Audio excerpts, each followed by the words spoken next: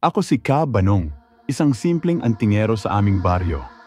Ang mundo ko ay punong-puno ng hiwaga at mga lihim na tanging mga tulad ko lamang ang nakakaalam.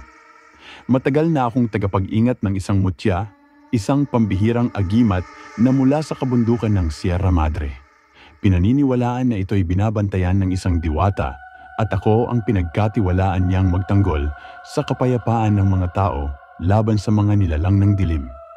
Ang aking gabay na diwata ay si Liwayway, isang nilalang na may pusong dalisay at kapangyarihang hindi matatawaran. Siya ang nagbibigay sa akin ng lakas, kaalaman at pangitain tuwing ako'y humaharap sa panganib. Ngunit sa kabila ng lahat ng ito, may isa akong mortal na kaaway na nagpapahirap sa aking misyon, si Roble. Isang nilalang na hindi basta-bastang aswang, kundi isang maranhig. Siya ay naging ganito matapos mahawahan ng dugo ng isang sinaunang maranhig, kaya't natamo niya ang mga kakayahang hindi pangkaraniwan sa isang karaniwang halimaw. Kaya niyang maglakad sa ilalim ng sikat ng araw, isang bagay na imposibleng gawin ng mga ordinaryong aswang. Higit pa riyan, mayroon din siyang sariling mutya na kinuha mula sa puwersa ng kadiliman kaya mas pinatindi ang kanyang lakas at bilis. Matagal ko nang alam ang tungkol kay Roble. Hindi siya tulad ng mga aswang na aking hinarap noon. Alam ko na hindi magiging madali ang pagharap sa kanya at alam kong kailangan kong paghandaan ang labang ito ng maigi.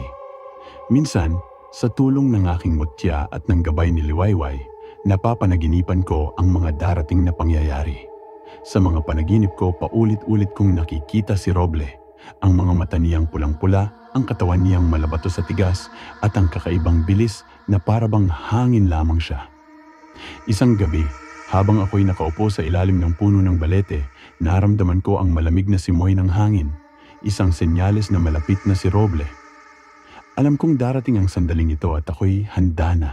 Tumayo ako at hinanda ang aking mutya. Tumawag ako kay Liwayway at mula sa kalangitan ay bumaba siya sa anyong liwanag, nagmamasid mula sa kalangitan.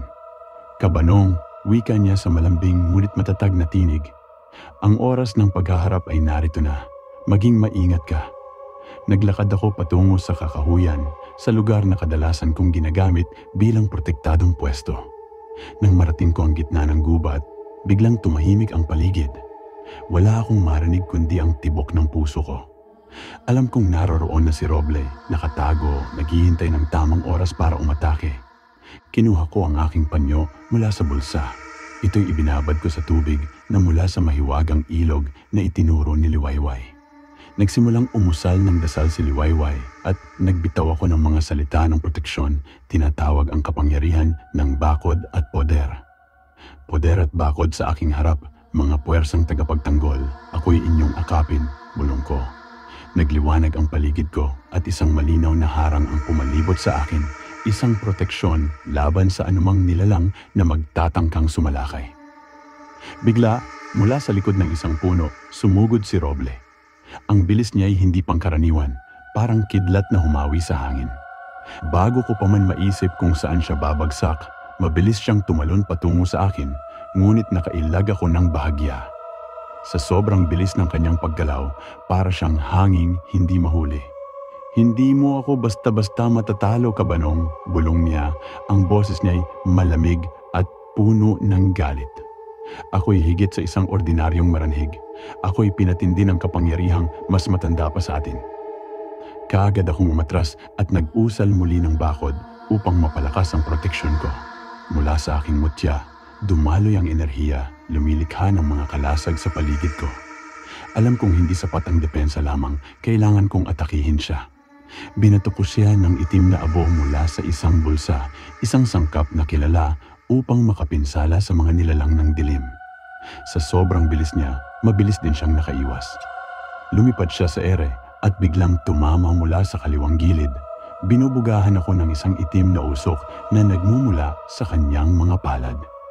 Agad akong naglabas ng kalasag mula sa aking mutya upang salagin ang usok, ngunit naramdaman kong mabigat ang lakas ng kanyang atake. "Liwayway," sigaw ko at agad na nagpakita ang diwata mula sa ulap ng usok, nagbitaw ng isang sinag ng liwanag upang itaboy ang dilim. Si Roble, nasugatan ng liwanag, biglang umatras. "Diwata, haharap ka rin pala," sigaw niya. "Ngunit hindi mo ako mapipigilan ng matagal." Muling sumugod si Roble, mas mabilis at mas malakas. Napilitang bumalik si Liwayway sa hangin. Hindi kayang harapin si Roble ng direkta dahil sa kapangyarihang dala ng kanyang mutya ng kasamaan.